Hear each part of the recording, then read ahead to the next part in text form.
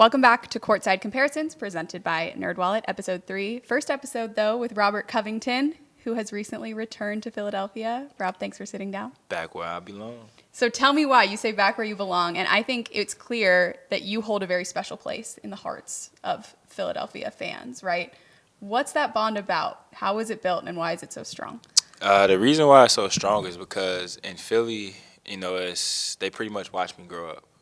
My first years in the league, I started with Houston first. But then in 4 years in Philly, I really grew as a player and a player that the city loved. And, I got all the love and attention from the city and from the fans. And so for years when I got traded and a lot of people was hurt, I was hurt myself. And then to come back tenfold and be back, putting on the 60s uniforms with the number 33 again, just the love that I've received since I've been back has been amazing. And like I said, people welcome me back with open arms. What do you like most about the city of Philadelphia? The passion. I've got into a debacle in Twitter earlier this year when there was something about, they was talking about Ben. And, fans tried to come at me and I'm like, do y'all realize I re-signed there for a reason, right? Like, I love the city. Like, I'm not saying nothing bad about y'all. It's y'all passionate. Like, some people can't handle that. That's okay. Like, some people get tired of certain things, but, I re-signed it for a reason because I understood how much impactful y'all was and how ride or die y'all are for y'all team. So, I loved it. That's why I brought it back. And, fans, misconstrued everything that I was saying. And then when I explained it, they were like, oh, okay, we thought you were saying something bad. I'm like, no. Like, Philly always have a special place in my heart. Like, of course. So, it just feels good to be back, like I said. Yeah, sure enough. You end up back and you get to prove what you were saying before about how much you love it here. So, exactly. Correct me if I'm wrong, but Joel Embiid and Furkan Korkmaz, the only Sixers that were here when you were here last that are still here. So I want to start with Joel. How has Joel changed in the time since you were away? His dominance. We talked about a lot of things when I was here. Joel said that he wanted to be the MVP of this league. He said he wanted to be the best big man in the game. And he said he wanted to change the game. And he's done that. The only thing that, like I said, he hasn't done yet is, hasn't won at the highest level yet. So I'm excited to, be back and be a part of him with this journey. And as we go together and, going about each and every night, like I said, I can't, be more excited. More on this in a second, but you both became dads since you were away. How has Joel changed off the court? I haven't really seen too much of him off the court yet. So I just know that he loves his family. Joel's always been a big family-oriented person. And now that he's a father, I'm pretty sure I can speak on, like, what it feels to see his bundle of joy, like, looking up to him each and every day. My little girl, it's life-changing. Like, it's a different love that, we've never been a part of. We've seen it as from our parents' perspective, but actually being in that moment, having our own seed look up to us is different. And it definitely brings a bigger purpose to what we do each and every day. Were you on the plane the day that Joel brought Arthur on board? I absolutely was. What was it like to see him with his son? So he was happy. Like I said, the smile that was on his face, the smile that was on Arthur's face. Like I said, that's what it's all about. It makes us understand that it's more to this game.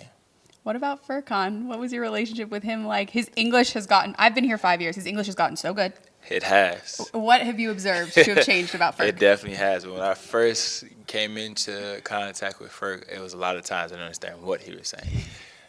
But like I said, it's been a long time, and he's been accustomed to the States. He's done a lot, and he's grown as a player too. I watched Furky, come in not knowing too much. It's a different style over there, in the Euro League, and coming over here and playing in the NBA is like a different adjustment. But I've seen Furky do a lot, and he spent a lot of time getting better each and every day. And over the years, he's done a lot. And like I say, for them, the only two guys to be here still, it's crazy. It's a crazy reunion, but it was cool to watch. It was cool to see them on your first day.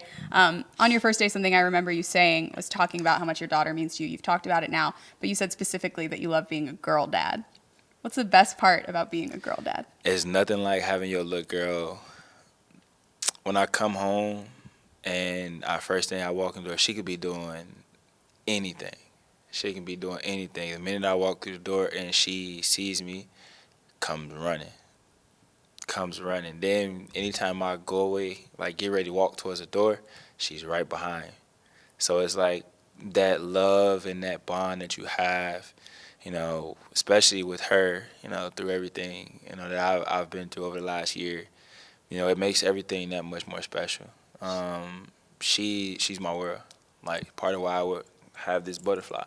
You understand the circumstances of what goes on for a butterfly to become a beautiful butterfly, and that's pretty much what happened. Does she know what dad does for work yet? I think she's starting to understand. She does when she's at home. She picks up the basketball a lot. So now, once I get settled in my home, I have a whole area that I'm going to literally dedicate to her, and she's going to have a blast. There's going to be so much stuff in there that she's going to have so much to do. Is she going to come to games? Absolutely. Can't wait to meet her. Robert, speaking of games, let's look at some of your highlights from your time since you've come back to Philadelphia. Your first extended run since your return as a Sixer, playing the Phoenix Suns, guarding Kevin Durant a lot. Mm-hmm. What was this first one for you? So this first play, like I said, is Pat, creeping in him. It's a 2-on-1. He thought he had something. His shooter was in the corner, and he thought that I was going to react to the guy up here, which was Josh Okogie. He seen me take that quick step up and thought I didn't react, and Furkey low. Listen, I got 7'2" wingspan, 7'3" wingspan for a reason. And it's interesting that you say that because wingspan was something that Coach Nurse talked about at the very first practice that you weren't at back in Fort Collins, the way that you guys it's like a very lengthy team in terms of wingspan. How are you guys finding being able to use that to your advantage? Man, it allows us to, create a lot of opportunities, defense, get out, run. And the thing about, the way that the game is played now, deflections is a thing that, people are talking about, how can you be a disruptor? And the thing that I've done, so well is I've been such a disruptor on the ball, off the ball throughout my career. And, I've understood what my role is what makes me the most effective is, a lot of times you're just creating opportunities for us on the defensive end. And this exact play, that's a mismatch. Kevin Durant, 6'11", D Melt sitting right there in his lap. Joe, trying to just hopping around, trying to throw Kevin off, but his man goes away, and he's just staying there. So it puts us in the opportunity to where we can be, just like I said, create a lot. And on this play, first is staying in his body, speeding him up, making him uncomfortable. And like I said, another deflection. Reese helped, and he told him to get back. We out. We creating offense, by our defense, being a disruptor. We seen this matchup last year when I was in LA, and I didn't really play like that then, but this is my job. And this is my job is to be a disruptor, made him uncomfortable, sped him up. I did what I was supposed to do. Got the steal and 6.6 deflections per game, leading the league right now. And I'm back to my old form. When I was here in Philly, back in 2000, I think 16, 17, I think I led the league then. I think I had a couple stints where I actually led the league in deflections. So, it's what I've basically built my reputation on is like being that disruptor. This play is, I don't know, just Chaos. He didn't see it and just happen to get back into play and get 2 points out of it. Dude threw the ball off Paul, and he didn't see me. Paul being like a days ago a little bit instead of grabbing rebound. But like I said, he didn't anticipate, he didn't anticipate him getting the ball, but, it just so happened, you create opportunity, you get rewarded, and that's exactly what happened, even though I got smacked in the face on this play on the initial steal. when he goes back, watch right there. Pow. Oh. That's why I duck. But the quick recovery. Quick recovery. I mean, I've been hitting my face a lot. When I broke my nose, like, and I had a mask, that mask was a magnet for getting hit in the face. Then it didn't matter, but it's gonna happen when you play the way that I play. You're gonna get hit. Big game, rivalry game, as is always the case against Boston, who you know well from Sixers times past and present. Yep. Talk to me about this game.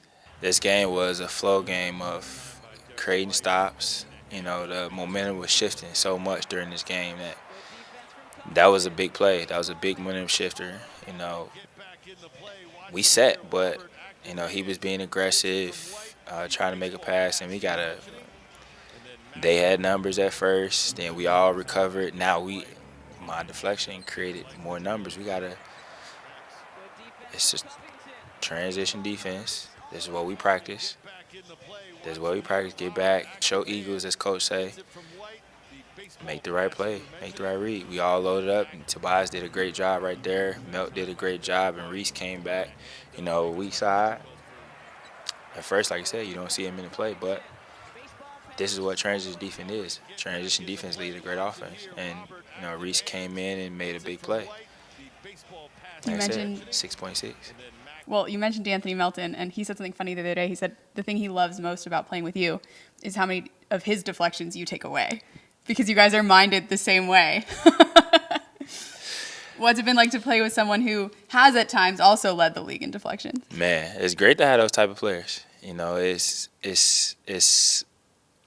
when you have that many people that can do so much on that side of the ball and create so many opportunities, it makes the offense flow a lot easier to where you don't have to work so hard. You can create a lot of easy buckets in transition, you know, get out and run, especially when we got guys like Reese that can get out and is a lightning blur when it comes to, you know, in transition, as you can see on this play.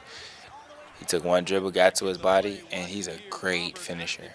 Like, he's a great finisher. Like I said, in the play, Melt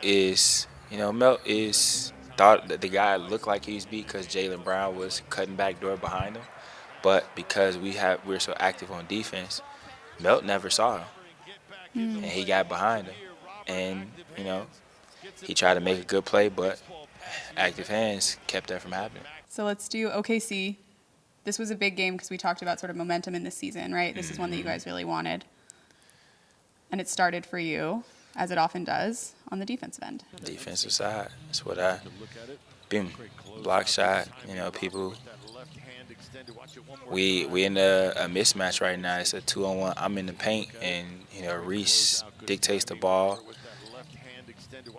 God, I know he's loading up. They a team that they want to get up threes in transition. And Wiggins got exactly that. But, you know, my recovery, what we practice is give up no corner threes. And got to contest or run them off the line, and that's exactly what I did. And dude stepped out of bounds from what I see. So as a great three-point shooter and a great three-point defender, how deflating is it when someone does what you do here? It's very, because you think that you're open, and he is open technically right there. But that one little set that he takes allows me to recover. And as a guy that know how to read certain things and certain plays, close out, meet you at the tip, at the top. And that's exactly what I did. I didn't lunge forward, I lunged past his body. And that's what allowed me to, you know, get the contest. You know, you contest forward, and then you jump past his body and not towards him, because then that could have potentially been a foul. At first, they was like, oh, I had the shot. But, you know, look at that contest by Giddey. One thing look, if he'd have reacted, so he gave me the play, number 22. If he would have reacted and cut me off here, Reese gets a wide open three. But because of the way Max has been playing and the way he shot the ball, he doesn't want to give him any shot. He comes in and reacts and goes out. You made it look like maybe you did good acting. Because if he would have took a step lower, I definitely would have had one more. 2-foot stop, eye off the glass. Chet is a great shot blocker. Got to get it eye off the glass, because if you do it where you go straight forward, and you can see that's almost at the top of the backboard. Yeah, he's tall. Yeah, and it's just over his fingertips. And the peak is almost at the top of the backboard, and it died and fell straight down. That's a tough shot. It's a tough shot. All right, you talked about Tyrese quite a bit already. You told us about sort of watching him over the last couple of years, Yeah. but now playing with him as a point guard who all of a sudden is one of the top assisters in the league, turns the ball over seldom. What's it been like? What's it been like to share the floor with him as he ascends in this way? He draws so much attention, and he's so effective. He wants to make the right read, make the right plays, and in practice is very, very critical. And he does things to a T. Like you said, he's letting the game come to him. He's not forcing it. He's just going about it and making the right plays, and that's what great point guards do. So he's coming into his stardom. He's been doing so well that I'm just glad I'm on the side now. Like, his quickness is so electrifying, and his decision making, his finishing is some of the best that I've seen. Some of the plays. Great players. I've seen great players. Great point guards. I've played with James Harden. I played with Dame Lillard. I played with Russell Westbrook. I've seen a lot of great players, and his finishing capability is up there. Like, I've seen a lot of great players. He puts the time in, and you can tell. You can tell the work that he puts in the summertime and all season is trickling, and even in season, it's all showing. Like I said, his ability is endless, and he's becoming more of a student of the game each and every day. And only 23. Only 23, and that's the scary part. He's got a chance to really be one of the next future stars. That's as the other greats just keep trickling out. That new wave of superstars that come in. He's on that wave. Someone that you have a cool relationship with is Patrick Beverly. So for our last highlight, tell me about your relationship with Pat Bev. I started my NBA career playing with Pat in Houston. I've seen Pat grow. I've learned a lot from Pat. Being a pesky defender.